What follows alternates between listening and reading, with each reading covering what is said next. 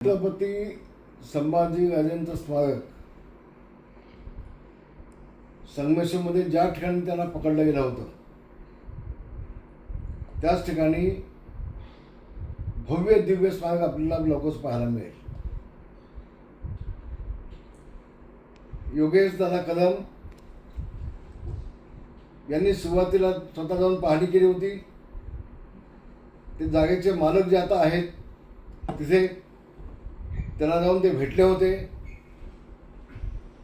आणि आनंदाची बाब म्हणजे त्यांनी जागा द्यायला कबूल पण दिली.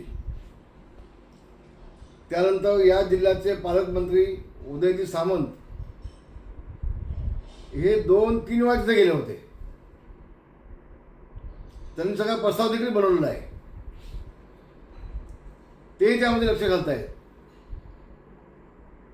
आणि स्वतः अजितदादा आज ते विचारले नाही आहेत, पण मला विश्वास आहे ज्या दिवशी स्मारक होईल त्यावेळेला अजितदादा बघणं 2-2 हाताने आशीर्वाद देतील. तेव्हा हे चिनपाट कोणते तो सपा आहे काँग्रेसचा इथं येऊन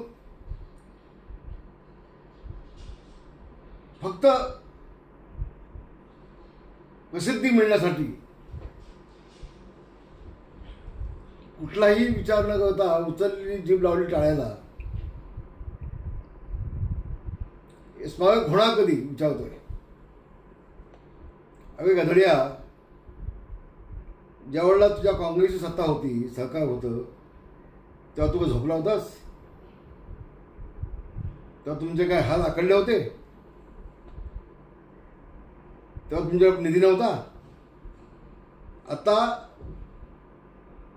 छत्रपती संभाजीराजे यांचं स्मारक करण्यासाठी 500 कोटी रुपयाची उपलब्धता झालेली आहे. निधी तयार आहे. आपल्या जागा कमी पडते तिथे, म्हणून आणखी प्रयत्न आपले चालू आहेत.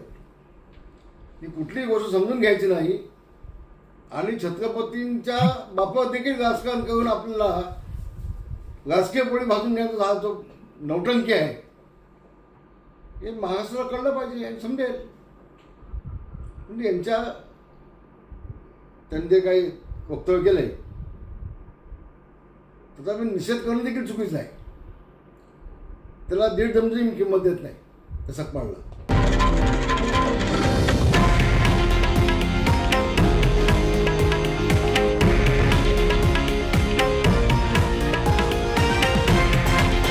हे आहे देशातील नंबर 1 न्यूज नेटवर्क आणि आपण पाहत आहात TV9 मराठी, एकमेव.